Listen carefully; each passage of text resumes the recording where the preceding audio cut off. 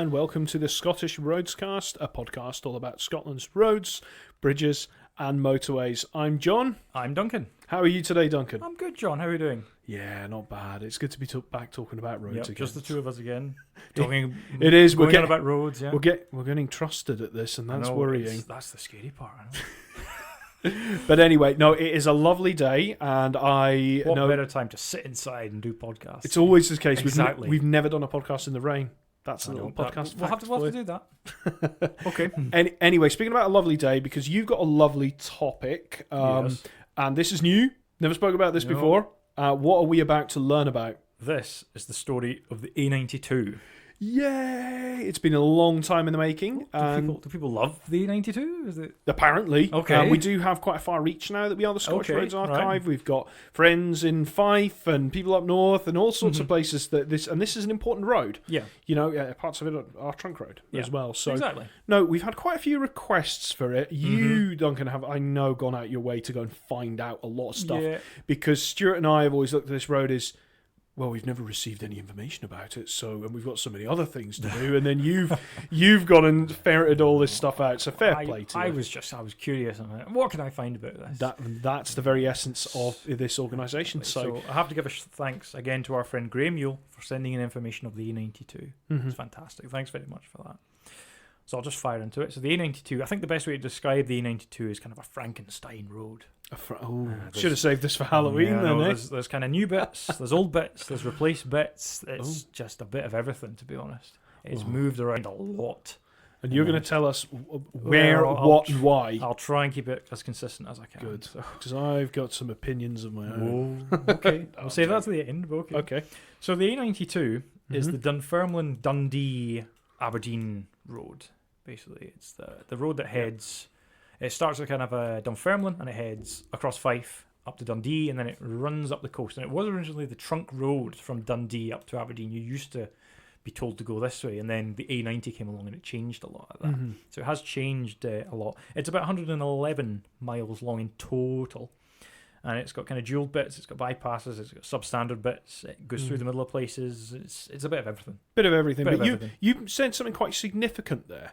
And you've done a great job with the A90 podcast before, but you said this was the way that you were sent before. So is this like the progenitor to the A90, the old? Yeah, well, that might explain some things. Okay, fair enough. So we'll get straight into it. So the A92 today currently kicks off at the Hulbeath interchange. M90 Junction 3. Yeah. It didn't originally do that. It originally kicked off at Junction 1C. And it ran along to Dalgety Bay.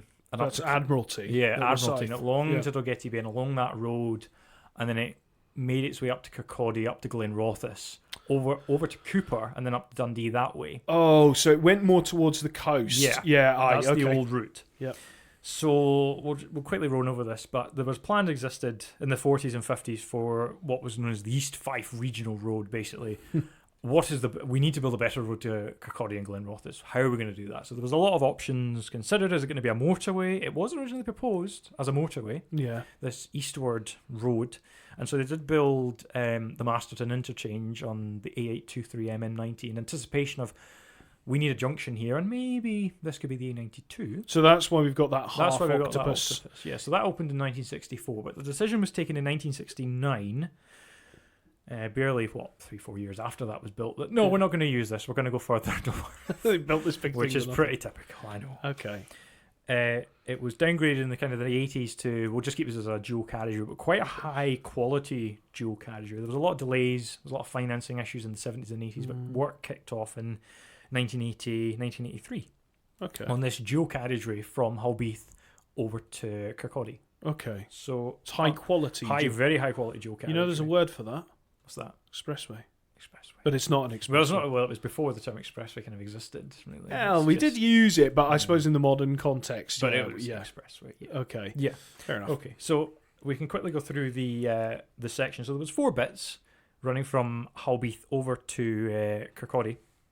So the first section was Crossgates to Cowdenbeath, and Fife Regional Council did the design for all of these, and Tractor Shovels built this first section. And this first section was officially opened on the 17th of September 1985, And we have, I guess, about 600 construction photographs for this section. And we also have the opening booklet, the Phase 1 opening booklet. So thanks to Fife Council Archives for sending a copy of that over to us. Oh, they're quite willing. Yeah, that's brilliant of them. So thanks to them. So section 2 runs from Cowdenbeath to Loch Gelly. That was again Fife Council and Tractor Shovels, and this opened on the 20th of August 1987. And we've got the booklet for this one. This one's nice. Okay. And then sections 3 and 4 were actually bundled together. So it was the Loch Gelly to Chapel roundabout section, and then Chapel to the Red House roundabout section. They were basically done in one go, just to say, let's push and get this finished. That's Fife's Sheriff Hall. Is it? I've never had a problem with it. I have a Sheriff Hall everywhere. Oh, you've got a Sheriff Hall everywhere. All right. Basically a roundabout I don't like. All right. Okay. Right. So again, it was Fife Regional Council and Tractor Shovels Taws built this section. So this was after Tractor Shovels and William Taws merged together to make Tractor Shovels Taws, and this was opened on the 16th of August 1990, and it was inaugurated by Sam Torrance, and he fired a golf ball along it. He was a golfer because the road goes very close to the golf area, and they drove a golf ball to say, "I declare the road open," which is fantastic. These are the bits of the Roadscast that I love. You get something like, because people driving on that road now will think about that drive. I know. So fantastic. Yeah, that's good to see. And we've got a booklet for this one, and that was the road from Albreath all the way out to the Red House roundabout. That's what we had. Now at the western end, back at the far end, it didn't initially sweep down and join the M90. You were kicked off at the Crossgates roundabout, and you had to navigate a little bit of dual carriageway to the Albreath roundabout, which is junction 3.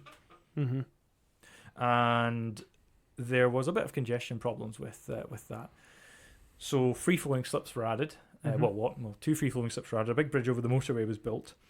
And this was the Albreath Junction improvement. We do have a booklet for this. This was completed 27th of March 1998, and it was constructed by Morrison's. Morrison's built this bit. This is a nice little booklet. I've done a lot of work around there when in those areas, just various bits and bobs. But that link there, and there's this whole thing there. I don't know if you know about this, Duncan, thing with the A92M or secret motorway thing. No, we're not going into that. We're not going into that, but that is one of those... The podcast isn't long enough to go on about that. I know, but that is that bit, and we have spoken about that bit before. Check out the Myths podcast. Myths podcast for more information on that. Yeah, and that's debunked. The Crossgates spur. Well, it's motorway, but it's A92. Jury can be out. But yes, okay.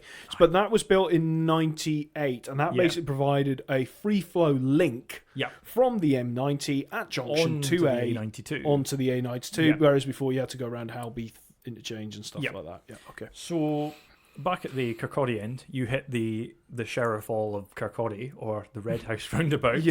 And it curves very sharply to the north. Now, there are some plans, because we do enter the sort of the Glenrothes proposal area, where there's a lot of road proposals. So Newtown territory. The Newtown territory. I think for this junction, there was going to be what's called a 3-level stack roundabout, situated just to the east of what's the little roundabout that's there just now. So there are some dead slips.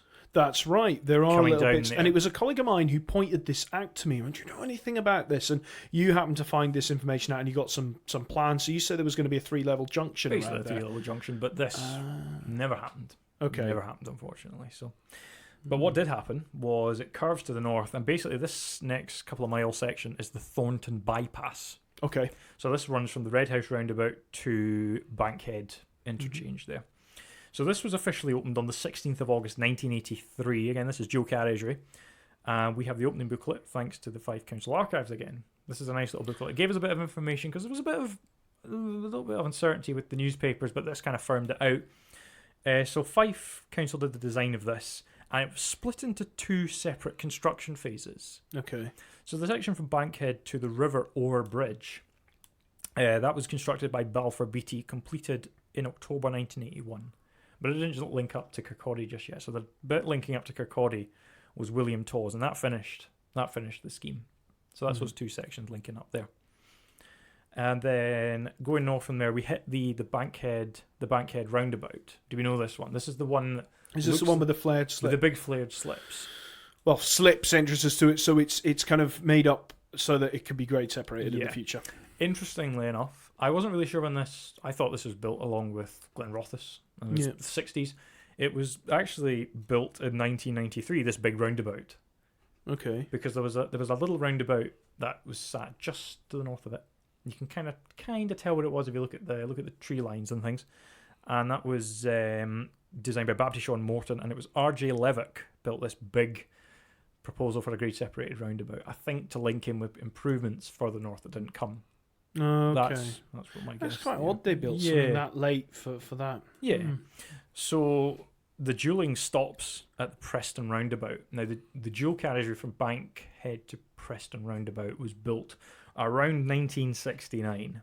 I'm really not sure when this was done. It just kind of appears on the maps. It's one of these ones that, where did that come from?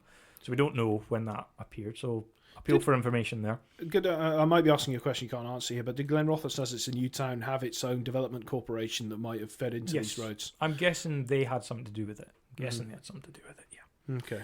So the dual carriageway ends at Preston. Now, it kicks off again about a mile later at Balfarg Junction to New Inn. Again, that Balfarg Junction to New Inn duelling. Around 1969 again, we're not too sure.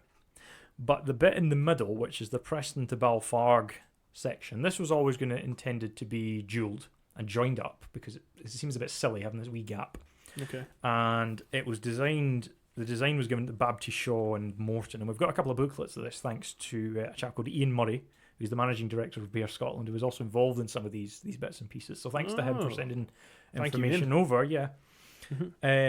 It's again the same story we've heard. There was a roads review in 1989, and this was one of the schemes that was basically shelved, unfortunately. So I've extracted a little bit from the 1999 report about what they said about this scheme. So I'll read this out. So this scheme would have involved the construction of 3.8 kilometres of high-quality dual two-lane carriageways with grade-separated junctions. The existing road, situated in the northwest quadrant of the Glenrothes conurbation, is currently a single carriageway with a dual carriageway A92 East Fife Regional Road and Thornton Bypass to the south, and a short length of duelling to the north.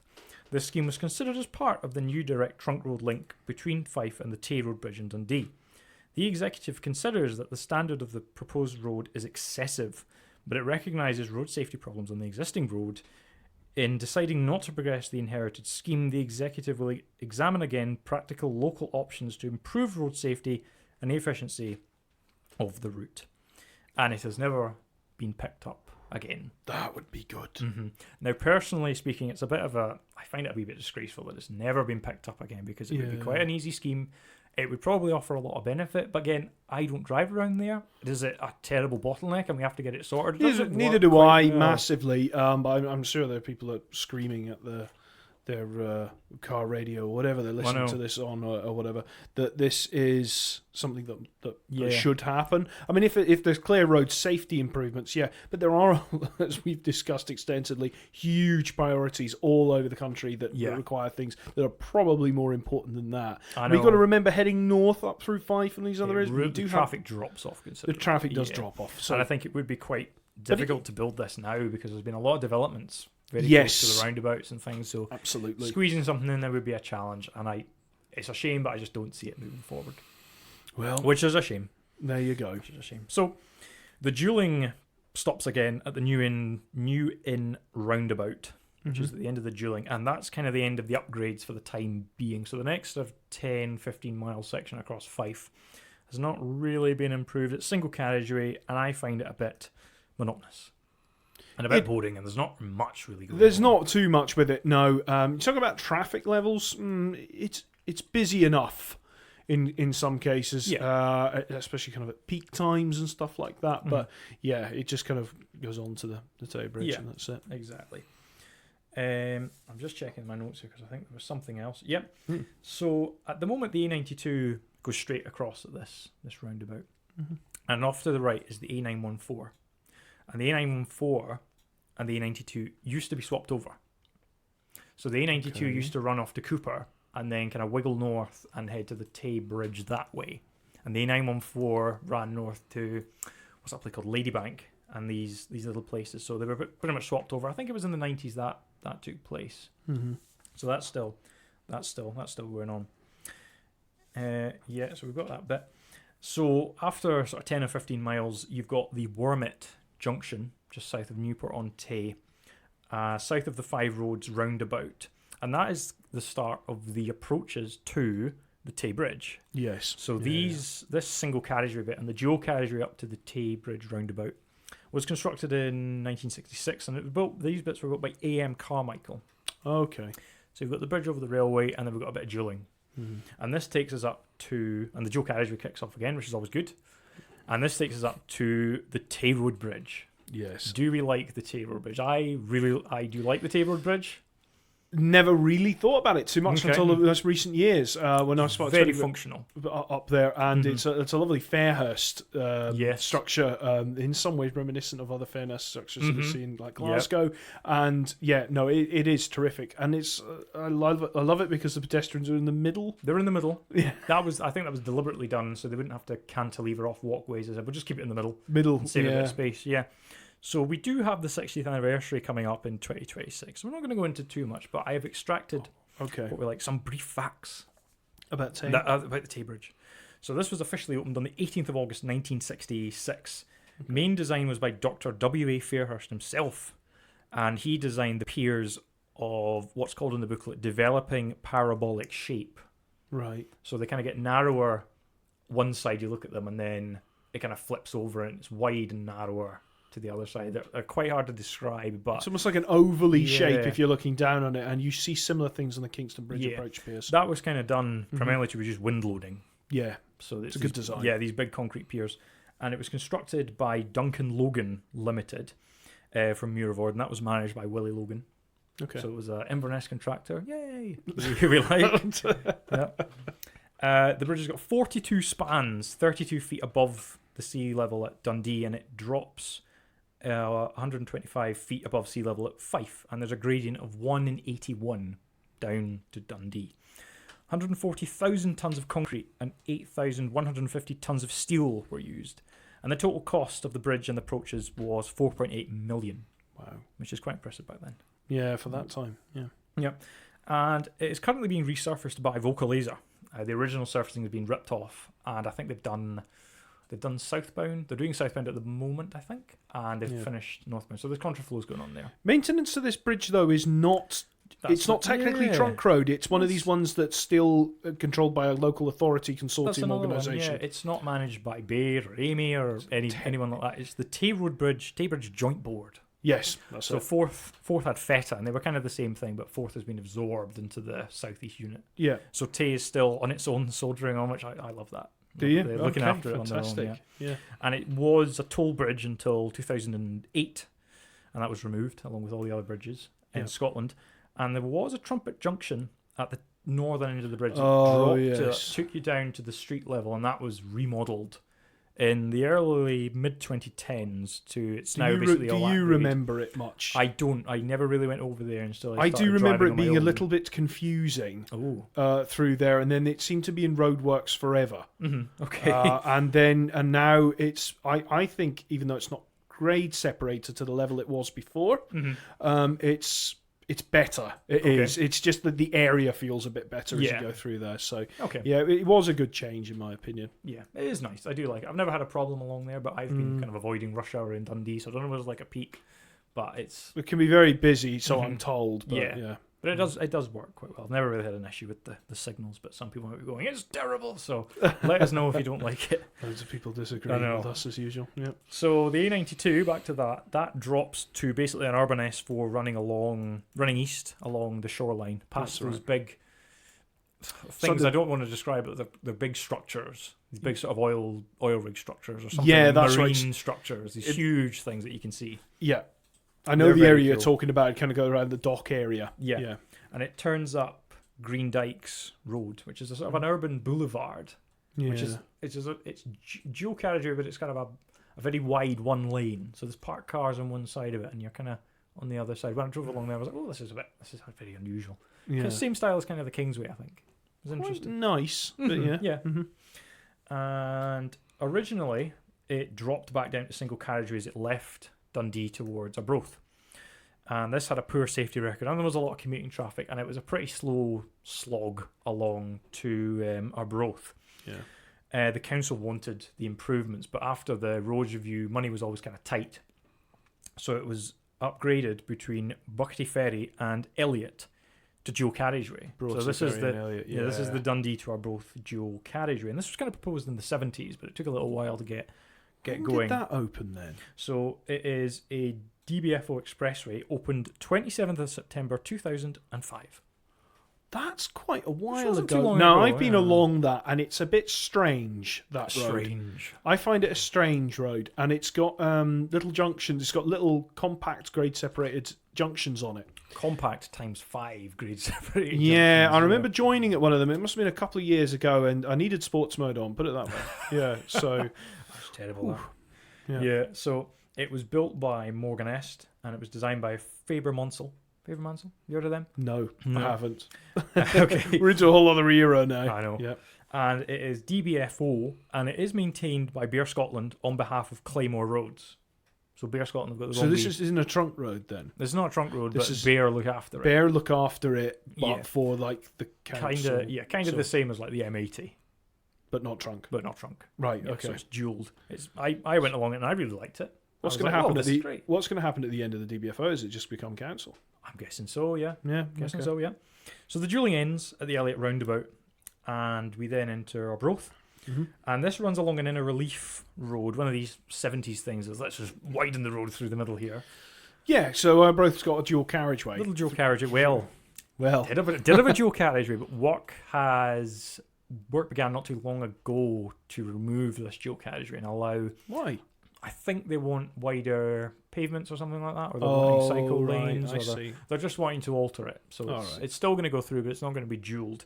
The dualling was done in 1972 and 1975 in 2 stages, built by William Briggs, Mm-hmm. who we've heard of. So it's urban dual carriageway roundabouts. I've been through it. It was very not quiet bad, when I yeah. went through it. So Yeah. yeah, maybe they could get So, away with that. yeah. So we carry on north and we come across Inverkeer bypass, Mm. and this was designed by Tayside Regional Council and built by Turth Civil Engineering. Opened 1989, so it's a little bypass. You come, I think, from a memory, you come under the railway and then you sweep round to the side to bypass there. So this is very much the sort of the rural A92, as it's kind of running through very sort of empty-ish land, little settlements and things. Some bypasses. Becomes very agricultural. It becomes very doesn't it? Yeah, agricultural. around there. You do have some nice views out to the sea. I'm going to have to get Google Maps. You're going to get open. Google Maps. I have to get Google Maps some of these days because I haven't actually driven this a lot, so I just want to follow what you're talking about. I have to admit something. I have not driven this section up to Stonehaven. Well, here you are talking I about it. You're not even. I know. I'm sorry. But no, this I is know. good. This is fine. As long as that we admit here's that. me learning about it. So I'll have to put it on the driving list soon. That's So me. we've got further improvements at Hawk Hill and Court Hill Bends. So this was done around 2012. So it's quite obvious because the road, I think, was double white lines, and it climbed up a wee crest, and there was, I think, accidents. Mm-hmm. And so this was kind of improved, and it's now a nice little overtaking section, which takes us along there. Okay. I do like it. And then we get to a couple of miles on, we get to Montrose. Yes. And we get to Montrose. So This is quite a scenic, nice place, and it's a shame you've not been to go and see it. But there's a terrific bridge here as well. it's on the list. Yeah, yep. There's a big railway viaduct as you come in there. It's very impressive. The A92 goes over the South Esk as it's going through Montrose. Now, the really old bridge was an old suspension bridge, which I think was a very narrow single carriageway, and this was improved in 1931 by a chap called Owen Williams, who designed a concrete cantilever bridge, basically a kind of a concrete suspension bridge. Mm-hmm. We have a couple of pictures of this. It began, unfortunately, it was quite a nice bridge. We've seen the pictures, and it does look quite, it's in keeping. It does look quite nice. Okay. But it began to suffer in the 1970s from what was called an alkali silica reaction. So there was something in the concrete that disagreed with itself, and it started to basically break apart. Was that kind of like a concrete cancer, as they call Basically, it? yeah. So there were temporary repairs undertaken, but the lifespan was, the end was near for this thing. So Balfour Beatty got the job from Angus Council, and the main design was Carlbro, and this contract kicked off in 2003. So demolishing this old Owen Williams bridge, it was not going to be easy. The water speed is pretty high. So what they did was bring in a very large floating crane, and they kind of cut the old bridge into bits, into about 3 sections, and they lifted each section off the piers onto dry land, 2,300 tons each. That was, I think, it was quite a record at the time, and it was one of the largest onshore lifts of its kind in the world at that time. Wow. Because they lifted... I didn't know any of this. Lifted this whole section off. So the high tide was needed, so the barge didn't run aground on the low tide. Okay. The new bridge opened in December 2005. So that's the new bridge we've got there. There's a little plaque on it, but it's the old one was nice. Which was the suspension bridge. Kind of suspension bridge. It was a concretey suspension bridge, yeah. It was nice. Okay. And then Montrose also has an inner relief road, but this was built a wee bit after the 70s. So this one opened in February 1997, and it was built by Balfour Beatty, and it runs alongside the railway, and kind of takes you away from the middle of the urban area there. Yeah. I assume before that it just went straight through the town. Yeah. So this was an improvement there. And then we leave Montrose and carry on north, and we get to the North Esk. Mm-hmm. So we've just gone over the South Esk, so we've got the North Esk. And we've got this very old structure, this very, very old structure. And it was completed, a 7-arch structure, completed October 1775. I know. That's still being trafficked today? The traffic flows are quite low, I think. It is not single carriageway, it's single track, more slightly wider than a single track, but it doesn't even have traffic lights, it's a give and take system to get over the River North Esk there. Yeah. Which is interesting. North Water. Yeah. North Water, yeah. Yeah. The A92 carries on up the coast, and we pass through St. Cyrus. Okay. That's a good place. And then we have a bit more duelling. But it is the smallest bit of duelling I have ever seen on the road network. You were showing me this. It's tiny. I've been through it, but I didn't even notice it. Didn't notice it. It was by a flash, yeah. So you can, if you look on Google Satellite View, just south of Inverbervie, there's a little place called Gordon, at the Gordon Hill. There's the old road held up by a retaining wall, and above this is this barely sort of quarter of a mile dual carriageway that takes you over the brow of the hill, built by tractor shovels, opened around 1972. Okay. So it was, again, this was still the main road at that time. So what was the point in that? I think it was just for getting you up over the hill. Oh, right. Okay. Like a kind of like a very, very small crawler lane. It doesn't even have a central reservation. It's that small. Does it not have a central res? Oh. It's interesting that. So is it a dual carriageway? It is a dual carriageway. But it doesn't have does it have a physical median between the two? Yeah. It does. Oh, it does. I think it does. Is it? Oh, yeah. I know what you mean. It might not have barriers. That's it. Yeah. Because you do get that where you don't have barriers between them. Fair enough. This is a very small bit of dual carriageway. I really wanted to drive this bit, but again, it's on the list. I know it's on there. Your birthday's soon. It's fine.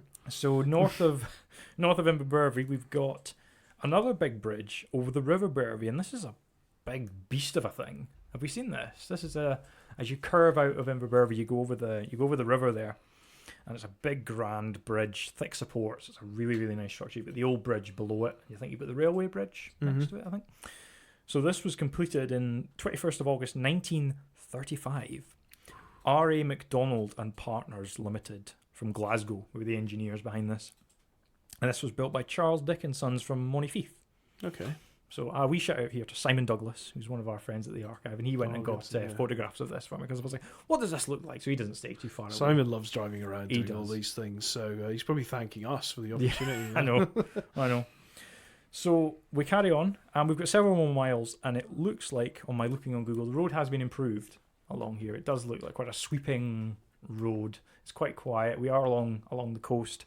And then we get to, we're going to flip over here, Stonehaven. Yes. So we finally hit Stonehaven. Now, initially, familiar territory now. Yeah. Initially, that was the end of the road. A92 used to kind of stop, and the A90 took over as the main road. And then you went to Aberdeen. And then you went to Aberdeen. But with the opening of the AWPR, Aberdeen bypass, it has been the A92 has been revived up to Aberdeen. Yeah. Before the A90, before the A90, was it not A92 originally? Yes. Yeah. So it's been A92, then it went to A90, and now it's back to A92. It's really weird. Heck, I know. Yeah. We need a podcast just on numbering. It's crazy. Yeah, we do get enough questions. I know. Yeah. So the Stonehaven bypass opened in 1984. Again, check out A90 podcast for more information on that. We do have the construction photographs of this that show there was a bit of duelling on the approach to the A90 junction. And the A92 kind of jumps onto the A90. And then when the AWPR kicks off, the A92 takes over. Yeah. Now, is this dual carriageway trunk? As it goes Yeah, up? it is. It's trunk as far as the Charleston Junction. Mm. Charleston Junction is where what they call the southern leg of the AWPR kind of meets it. So it's just around that area. It's trunk up to there. Yeah. And then it becomes council beyond, because it was detrunked. Mm-hmm. Because originally it went all the way into Aberdeen, all around the Bridge of Dee and all these That's right. abominations. Yeah, as I thought of them as. But yeah. So we do have a bit of details about the duelling going up here. Now, this is pretty old. This is a very old bit of duelling. Again, like Perth Dundee Council said, let's duel the road between here. Stonehaven and Aberdeen said, let's duel the road along here, and then we can kind of figure out where we want to put the trunk road. Yeah. So there was a lot of very, very old duelling, all designed by Kincardine County Council, who they were known as back then. It's not Kincardine Bridge, but this is the Kincardine County Council, yeah. A bit far away. Yeah. So there's several sections going up here. So I'll quickly run through them. So it kicks off, these strange names called Limpet Mill to Cortons, was built by John McAdam and Sons, opened in 1967. So that's just north of the Stonehaven section. And then we've got the Cortons to Mill of Muckles section, built by William Briggs, completed around August 1962. Now, this is this bit of the Bridge of Muckles. Right. Do we know this bit with the sharp bends? Yes. Like there's a bendy road sign. It's terrific. On the dual carriageway going up to it saying, beware. I remember using it quite a lot. Yeah. I don't tend to go on that bit of road now because you just go on the AWPR and Aberdeen is deleted from the journey, so to speak, because of that. You don't even go near it. But no, I do know the section you're on about. Yeah. Yep. And then north of there, we've got Mill of Muckles to Nether Mains. And that was built by was one of these direct labours for the Kincardine County Council. So it was completed around 1970. And then the next bit, Nether Mains to Newton Hill Crossroads. John McAdam and Sons built that, and that was 1969. And then north of there, we've got Camachmore Bypass, built by William Tawes, opened around June 1975. And we actually have some photographs of this, of the dual carriageway being built, which is interesting because it's one of these ones where it's kind of, at the time, it's going through rural areas, but now there's houses and developments and all sorts going on around that. It's very interesting to see. And then the last bit is Bournetree Bush to the Aberdeen city boundary, and that was built by Tawes, opened around April 1981, and we've got some pictures of this as well. Fantastic. These are nice, all the old cars and things. Yeah, Wojciech will enjoy that. Yeah. And this takes us last little bit up to Aberdeen. Yeah. Aberdeen. So the road used to go through, much closer to the harbour of Aberdeen, but they built a ring road, a western ring road, basically away. They took it away from these That's areas. right. So there's a section that heads towards the harbour that I believe is dual carriageway. That goes. So you're saying that was the old A92? No, up to the Bridge of Dee. Are you looking from the Charleston Junction? Charleston Junction. No, that wasn't the old road. Oh, okay. Because I actually thought it was. That little bit was built around the time as the A92. Though we do have some photographs of that. Okay, so you're talking about the bit that goes up to Bridge of Dee. From Bridge of Dee north. Yeah. So this was this is known as the Anderson Drive, and this was one of, I think, 2 or 3 ring roads that were actually planned for Aberdeen, but we only built this one. And then we bypassed Aberdeen. So we actually have the opening dates of this. We shout out to Ian Hill from Sabre, who is doing a lot of research for Sabre. Okay. And he actually put the opening dates up. I was like, I'm going to use these. Well, thank you for the hard work. They'll be interesting. So my knowledge of Aberdeen isn't great, but the street names we've got here of the 5 stages that took place of this. So stage 1 was from A93 Great Western Road to Carnegie Crescent, opened September 1903. So that's quite a while ago. That was quite a while ago, yeah. No, I don't think anyone remembers that. Well, Stuart's not here, but maybe he does.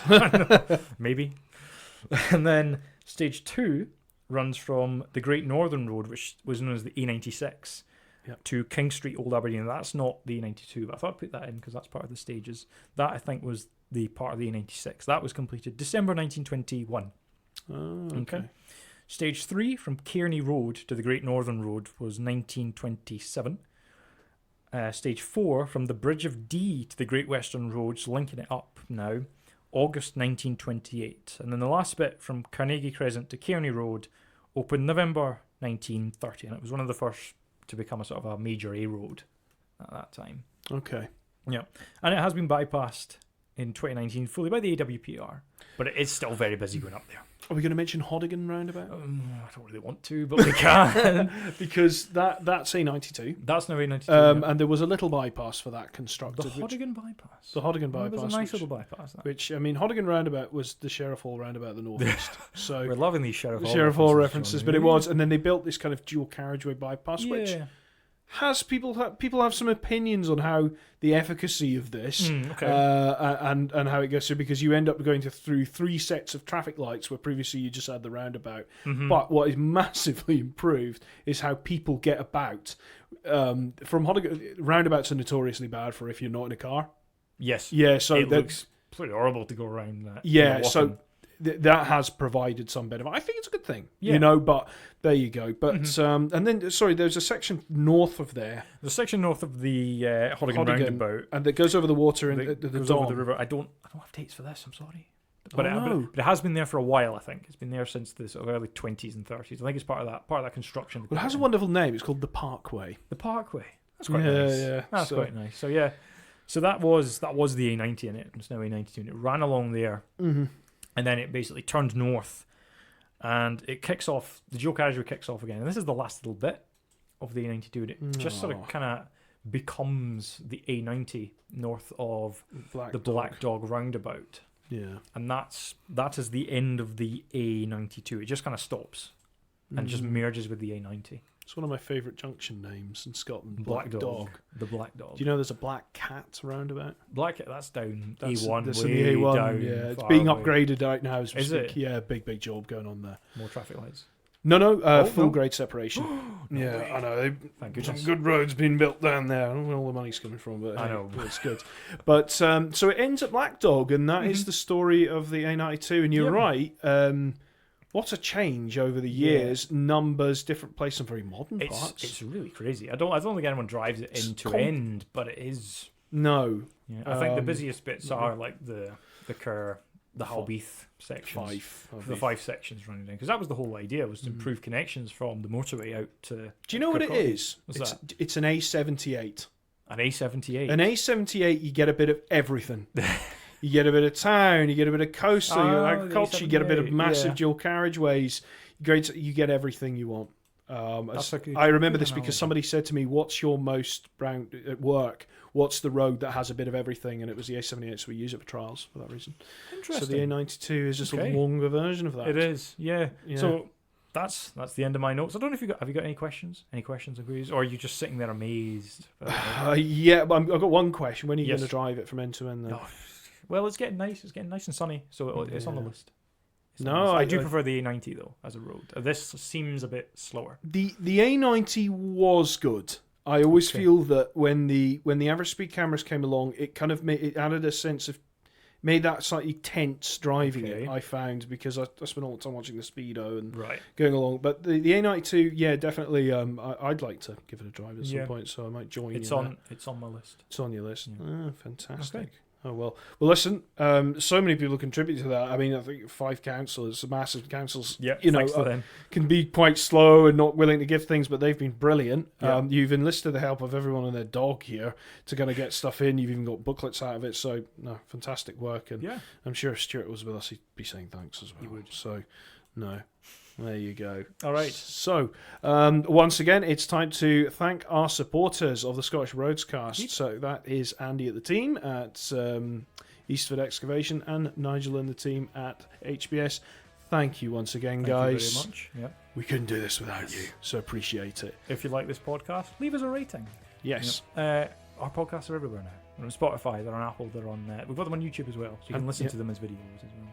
And we've got the web page as well, which we're constantly adding to. We've got some new pages. We've got the A82 page. We've got the A90 page as well. And we've got a couple of others down the line as well. And we've got a few things. Oh, fantastic. No, that's fun. And social media is still a thing. I'm still doing posts with then and nows as car spotting things and so on. Duncan, you're doing so much on the social media. Yeah. So look, if you want to find out more information, you want to look at the pictures, to check that, and check out the website as well, because you can look at the maps and actually visualize what we're talking about on these Follow it on Google. But no, that's all from me. So thanks for listening. Thank you very much. Bye bye. Bye bye.